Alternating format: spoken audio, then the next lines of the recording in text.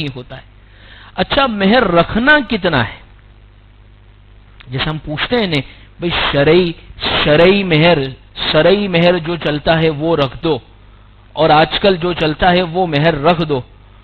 تو وہ شرعی مہر کیا ہے، یا آج کل جو چلتا ہے وہ مہر کتنا ہو اور کیسا ہونا چاہیے؟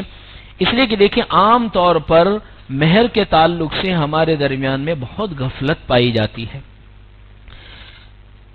اس لیے نکاح کے جتنے بھی خرچے ہیں ان سب خرچوں کی لسٹ ہمارے یہاں تیار ہوتی ہے. حالانکہ بہت سارے تو بلکہ زیادہ تر شریعت کی طرف سے وہ ضروری بھی نہیں ہے، بلکہ گناہ ہے، نافرمانی ہے. لیکن اس کے باوجود بھئی کھانا کتنوں کا ہوگا، لسٹ تیار ہوئی. مہمان کون آئیں گے، لسٹ تیار ہوئی. آئٹم کیا ہوگی، لسٹ تیار ہوئی. ایک دن پہلے کا کھانا کیسا ہوگا، وہ لسٹ تیار ہوئی. اور اس کے علاوہ لڑکی کو دینا کیا ہے، چڑھانا کیا ہے، کپڑے کیا دینے ہیں، سونے کیا دینا ہے، وہ سب شادی کے 1 مہینے 2 مہینے 5 مہینے سال پہلے سے طے ہو جاتا ہے. مہر جو شریعت کی طرف سے سب سے اہم خرچہ ہے، اس کے تعلق سے ہماری توجہ جاتی ہی نہیں ہے. ہم کب طے کرتے ہیں مہر؟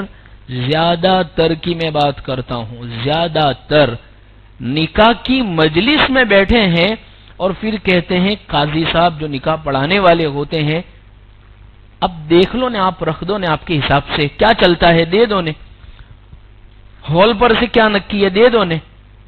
پھر کہیں سے آواز لگتی ہے 2500 روپے، اور کونے میں سے وہ 500 کی نوٹ نکالے گا موڑی ہوئی اور اس میں سے وہ دے دے گا 2500 روپے. شادی کا جو مین خرچہ، شادی کی جو بہت اہمیت والا خرچ، اور وہ ہے 2500 روپے. مہر کی کم سے کم مقدار تو ادا ہو جائے گی، لیکن شریعت مہر کے تعلق سے چاہتی کیا ہے وہ سمجھنے کی ضرورت ہے. مہر کیسا ہونا چاہیے؟ مہر میں 2 چیزیں دیکھی جاوے. آدمی اپنی حیثیت دیکھے اور لڑکی کی عزت، لڑکی کا مقام، لڑکی کی خوبصورتی، لڑکی کا خاندان اور لڑکی کا جو مرتبہ اور لائقات ہے اس حساب سے دیکھ کر مہر کو رکھا جائے گا. اسی لیے نکاح میں، نکاح پڑھاتے وقت آپ غور کیجئے گا 2 چیزیں بہت اہتمام سے ذکر کی جاتی ہے. لڑکی کے سامنے جب نکاح کی اجازت لینے جاتے ہیں تو ایک لڑکے کا نام اور دوسری چیز ہے مہر کتنی ہے. اگر وہ منع کر دے کہ مجھے نہیں چلے گی اتنی مہر، تو دولہے کو بدلنی پڑے گی مہر، کیونکہ اس کا یہ لازمی حق ہے، شریعت نے اس کو یہ حق دیا ہے. ہاں یہ عام طور پر یہ ہوتا ہے کہ کوئی لڑکی، آج تک ہم نے اتنے نکاح پڑھائی کبھی ایسا ہوا نہیں ہے، اس لیے کہ لڑکے والے کہہ دیتے رکھ دو، لڑکی والوں کو کوئی اعتراض اس پر ہوتا نہیں ہے، لڑکی والے قبول کر لیتے، یعنی لڑکی کے والد نے قبول کر لیا اس کو، تو لڑکی بھی اس پر راضی ہو جاتی ہے. لیکن شریعت اس تعلق سے 2 باتیں کہتی ہے. لڑکا اپنی حیثیت کے مطابق ادا کرے، اور دوسری لڑکی جس حیثیت کی مالک ہے اس حیثیت سے مہر کو ادا کرے. اس لیے آپ دیکھیں کہ شریعت نے مہر کی کم سے کم مقدار بتائی ہے، اس سے کم تو مہر ہوگا ہی نہیں. اور وہ کتنی ہے؟ تقریباً لا مہر اقل من 10 دراہم، 10 درہم سے کم مہر ہوگا ہی نہیں. اور 10 درہم کا مطلب 32 گرام چاندی. اگر آج چاندی 60 روپے کی اگر 1 گرام ہے تو 32 گرام چاندی 1920 روپے کی 2000 کے قریب ہوتی ہے. اس سے کم مہر 1500 روپے 786 روپے مہر تو وہ تو ہوگا ہی نہیں ادا. زیادہ کی کیا مقدار ہے؟ کوئی لمٹ نہیں ہے، شریعت کی طرف سے کوئی طے نہیں ہے. ہاں یہ بات ضرور ہے کہ حضرت عمر رضی اللہ عنہ نے ایک مرتبہ یہ خطبہ دیا اور اس میں یہ فرمایا کہ تم مہر میں بہت زیادہ غلو مت کیا کرو. حضرت عمر نے فرمایا مہر بہت زیادہ مت دو. حضرت عمر نے منع فرمایا اس لیے کہ جس عورت کو تم مہر دے رہے ہو اگر وہ بہت عزت والی ہے تو حضور کی بیٹیاں اور حضور کی ازواج وہ زیادہ عزت کے لائق تھی، لیکن ان کے جو مہر تھے وہ 500 درہم سے زیادہ مہر نہیں تھے. یعنی حضرت عمر کے یہاں پر زیادہ کا جو مقدار ہے وہ 500 سے اوپر کی بات بتا رہے. 500 درہم سے اوپر، اور 500 درہم سے اوپر کا مطلب یہ ہوتا ہے مہر فاطمی، یعنی 1.5 کلو چاندی ہوتا ہے. 1.5 کلو چاندی، اس کو زیادہ، ہمارے اعتبار سے زیادہ نہیں، ہم کس کو سمجھتے 50,000 تو یہ زیادہ ہے. حضرت عمر اس کو زیادہ کی کیٹیگری میں لا ہی نہیں رہے، اس کو زیادہ سمجھ ہی نہیں رہے. حضرت عمر زیادہ کا مطلب جو 500 درہم کے بعد ہے، یعنی 1.5 کلو کے بعد جو شروع ہوتا ہے اس کو کہتے ہیں زیادہ. ورنہ آپ دیکھیے حضور صلی اللہ علیہ وسلم کے عام طور پر مہر کتنے تھے؟ 500 درہم عام طور پر مہر تھے.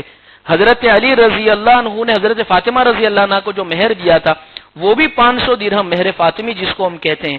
حالانکہ وہاں تو وہ جو دور تھا غریبی کا دور تھا، حضرت علی رضی اللہ عنہ مزدور تھے، کچھ بھی نہیں تھا، اپنی زیرہ بیچ کے تو وہ مہر کا انتظام کیا ہے، لیکن اس کے باوجود مہر کی اہمیت ان کے یہاں پر تھی. آج بہت زیادہ طلاقیں ہونے کی وجہ اور لڑکی کی ویلیو کم ہونے کی وجہ ہمارے مہر کا کم رکھنا بھی اس میں شامل ہو گیا.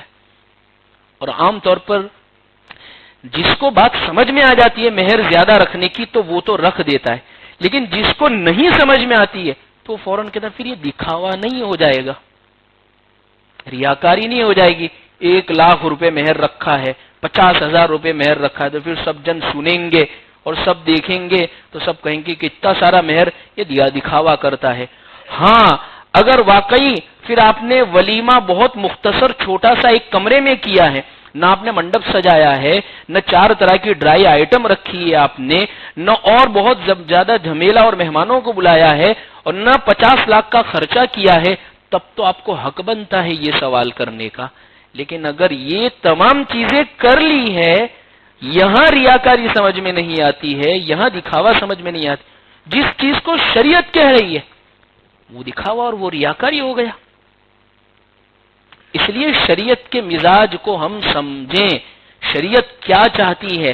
تو الغرض عزیز بزرگوں، حضرت عبد الرحمن بن عوف رضی اللہ عنہ کے اس حدیث کے اندر جو بات ذکر کی گئی ہے خاص طور پر وہ یہی ہے مہر کا تذکرہ. اس لیے آپ عربوں میں دیکھیں اتنا مہر ہوتا ہے، اتنا زیادہ بھاری بھرکم مہر ہوتا ہے، بہت بھاری بھرکم مہر. اتنا بھی نہیں رکھ دیا جاوے، لیکن کم از کم ایک آدمی جو جاب کرتا ہے، جو پگار پہ کام کرتا ہے، تو کم سے کم 2-3 سیلری تو ہو تاکہ اس کو بھی لگے کہ میں بیوی لے کر آ رہا ہوں.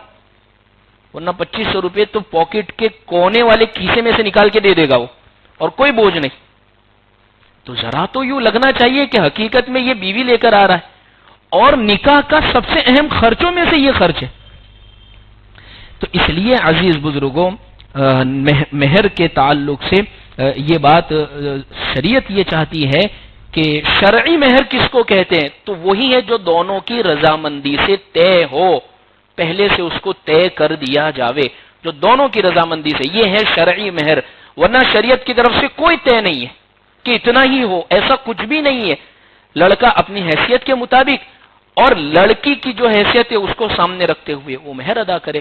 ورنہ عام طور پر کیا ہوتا ہے، جو چیز فوگٹ میں، فری میں، کم پیسوں میں ملتی ہے تو اتنی اہمیت نہیں ہوتی ہے. فرسٹ کاپی اگر کوئی پہنتا ہے، مثال کے طور پر گھڑی، اور فوسل کی گھڑی کسی نے پہنی ہے، یا اس سے بھی مہنگی برانڈ کی گھڑی کسی نے پہنی ہے، اور وہ فرسٹ کاپی کی ہے، اس کو پہنتے وقت اتنی اہمیت دل میں نہیں آئے گی کیونکہ 2-2.5 ہزار میں خریدی ہے. لیکن وہی برانڈ کی گھڑی آپ شو روم میں سے لے کر آئے اور وہاں سے 1,00,000 روپے کی گھڑی آئے، پھر دیکھو، یعنی اتنی سنبھال کے وہ اس کو پہنے گا کہ اگر اس کے اوپر وال پیپر چڑھانا ہوگا اور اس کو سنبھال کے جو حیثیت ہوگی وہ ہر اعتبار سے اس کو کرے گا.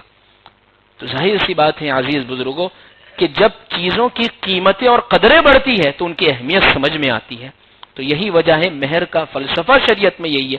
اس لیے دیکھیے ہمارے یہاں پر مہر ہے، جہیز نہیں ہے.